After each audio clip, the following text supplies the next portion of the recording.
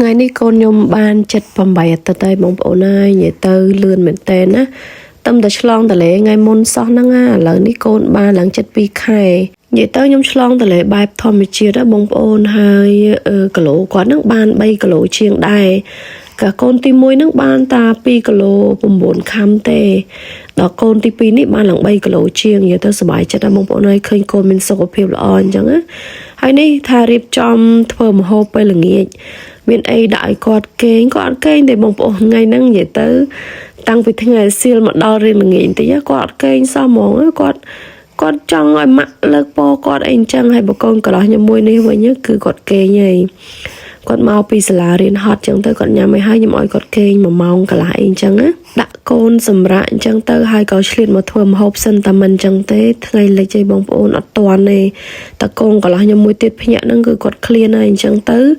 ទោះបីកូនទូចខ្ញុំអត់តាន់គេងក៏ដោយក៏ខ្ញុំមកឆ្លៀតធ្វើម្ហូបដែរថ្ងៃនេះកូនកន្លោះខ្ញុំគាត់កោខ្ញុំមែនតេនហ្មងអត់គេងតែបងប្អូនហើយក៏ចង់ឲ្យម៉ាក់លើកហើយនេះខ្ញុំឆ្លៀតទៀតហើយឲ្យតែដាក់កូនឃើញកូនរៀងបាត់យំហើយក៏មកឆ្លៀតចិត្តបន្លែទៀតហើយម្ហូបល្ងាចនេះគឺធ្វើស្ប៉ាហ្គាទីនឹងឯងដោយសារតែកូនកន្លោះខ្ញុំកូនបងហ្នឹងគាត់ចូលចិត្តញ៉ាំស្ប៉ាហ្គាទីមែនតេនអញ្ចឹងទៅខ្ញុំក៏ធ្វើជាមួយនឹងសាច់ច្រាំណាហើយនេះមកឆ្លៀតមើលកូនទៀតហើយបងប្អូននិយាយថាឃើញមុខកូនម្ដងហើយចង់តែបិចថ្ពាល់ឃើញមុខកូនម្ដងគឺណាស់បងប្អូនហើយអត់ចង់ដើរចេញទៅណាទេឥឡូវនេះមកដល់ចក្រានយើងវិញហើយទឹកក៏បានពុះដែរហើយខ្ញុំក៏ដាក់ជាមួយនឹងស្ប៉ាហ្គាទីយើងយកស្ប៉ាហ្គាទីនឹងស្រស់បងប្អូនចង់កាត់វាជាពីរក៏បានដាក់ទាំងមូលក៏បានដែរគ្រាន់តែរៀបចំធ្វើម្ហូបហ្នឹងណាចាប់ផ្ដើមយំទៀតហើយបងប្អូនហើយអ្នកមានកូនណាបានដឹងបានយល់ពីអារម្មណ៍មួយហ្នឹងថាពេលយើងឮកូនយំម្ដងទោះបីរវល់យ៉ាងណាក៏ដោយតម្លាក់ការងារនឹងចោលហើយដូចខ្ញុំជាដើមរវល់ធ្វើម្ហូបទោះបីទៅបន្ទប់ទឹកអីក៏ដោយពេលតែមួយទឹកម្ដងតើឲ្យកូនគេងលក់ឲ្យបានហ៊ានចូលទៅមួយទឹកខ្លាចគាត់យំខ្លាចគាត់តោងនេះតោងភួយតោងអីគ្រប់មុខគ្រប់អីអញ្ចឹងទៅចេះតែនឹកឃើញណាហើយនេះយកគាត់មក3នៅចក្រានម្ដង3គ្រាន់តិចទៅទៀតហ្នឹងគាត់គេងឯងបងប្អូនគាត់ល្ងុយគេងមែនតើហើយនេះគ្រាន់តែដាក់ដៃម៉ាក់បាន 4-5 នាទីហ្នឹងចាប់ផ្ដើមបិទភ្នែកឯងអញ្ចឹងបានគេថាកុំឲ្យពណ៌កូនញឹកពេកវាធ្លាប់តែធ្លាប់ទៅកូនហ្នឹងឲ្យតែយើងដាក់ចុះពីដៃហ្នឹងដឹងតែយំហើយ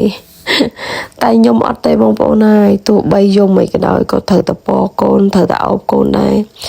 បើយើងធ្វើអញ្ចឹងទៅកូនវាមានភាពកក់ក្ដៅមួយម្ដាយឪពុកអញ្ចឹងណាពេលគាត់គេងលក់ហើយបានខ្ញុំដាក់គាត់គេងនៅលើនេះលើអតេះនេះបងប្អូនយើងដាក់គាត់គេងអញ្ចឹងទៅគាត់គេងហីនិ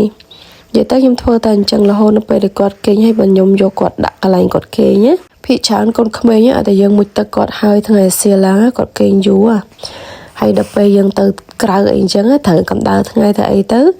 មកផ្ទះវិញអីក៏គាត់គេងយូរដែរឲ្យតែមួយទឹកគាត់ហើយកូនកន្លោះខ្ញុំវិញឲ្យតែដាក់ដៃចូលទៅក្នុងភួយដឹងតែគាត់ភ្ញាក់ឲ្យគាត់អត់ចេះនៅទេតលតែដៃគាត់ចេញខាងក្រៅភួយហ្នឹងបានគាត់នៅគេងស្ងប់ហើយនេះមកមើលម្ហូបយើងវិញបងប្អូនស្ប៉ាហ្គាទីខ្ញុំក៏ឆ្អិនដែរឥឡូវនេះយើងចាប់ផ្ដើមឆាសាច់និយាយទៅវិធីធ្វើងាយៗទេស្ប៉ាហ្គាទីខ្ញុំនោះយើងបំពងខ្ទឹមសជាមួយនឹងខ្ទឹមក្រហមអញ្ចឹងមក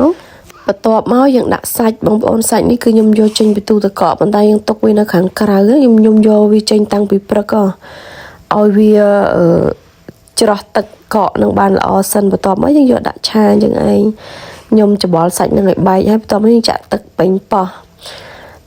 ហ្នឹងគឺសម្រាប់ធ្វើស្ប៉ាហ្គាទីនឹងឯងវាមានសាច់ប៉េងប៉ោះនៅក្នុងនឹងស្រេចហើយខ្ញុំបន្ថែមជាមួយនឹងផ្សិតក៏ដូចជាសាច់ប៉េងប៉ោះស្រស់ៗយើងបន្ថែមទៀតដើម្បីញ៉ាំទៅមានរសជាតិកាន់តែឆ្ងាញ់ហើយចំពោះគ្រឿងក្រៅបងប្អូនដាក់គ្រាន់តែដាក់ម្សៅស៊ុបម្សៅរ៉ូឌីហ្នឹងណា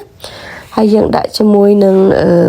ស្ករក្រហមតិចទៅអំបិលតិចទៅហើយនឹងប្រភេទហឺបបងប្អូនហឺបហ្នឹងគឺគេដាក់ជាមួយនឹងស្ប៉ាហ្គាទីនឹងឯងហើយចំពោះស្ប៉ាហ្គាទីដល់ពេលយើងស្រស់ឆ្អិនអញ្ចឹងគឺខ្ញុំយកវាទៅចាក់ទឹកចេញយើងមិនបាច់ចាំលាងទឹកត្រជាក់ទេយើងចាក់ហើយយើងដាក់ប្រេងអូលីវចូលបន្តិចទៅយើងកូរឲ្យវាចូលហ្នឹងទៅគឺជាការស្រេចហើយនេះឆ្អិនហើយបងប្អូនឥឡូវនេះម៉ោង 7 កន្លះល្ងាចល្មមហើយកូនកន្លោះខ្ញុំ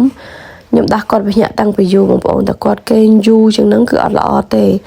ខ្ញុំកំណត់មកឲ្យកូនកន្លោះខ្ញុំហ្នឹងកូនបងហ្នឹងគេងតាម1ម៉ោងកន្លះអីទេមិនពេលថ្ងៃ ហើយឡើងនេះដាក់គាត់ឲ្យមកញ៉ាំនេះ spaghetti ធ្វើឆ្អិនហើយបងប្អូនហើយគឺរសជាតិឆ្ងាញ់មែនតែនមុខម្ហូបមុខនេះគឺងាយស្រួលធ្វើមែនតែនហើយក៏មានរសជាតិឆ្ងាញ់ដែរ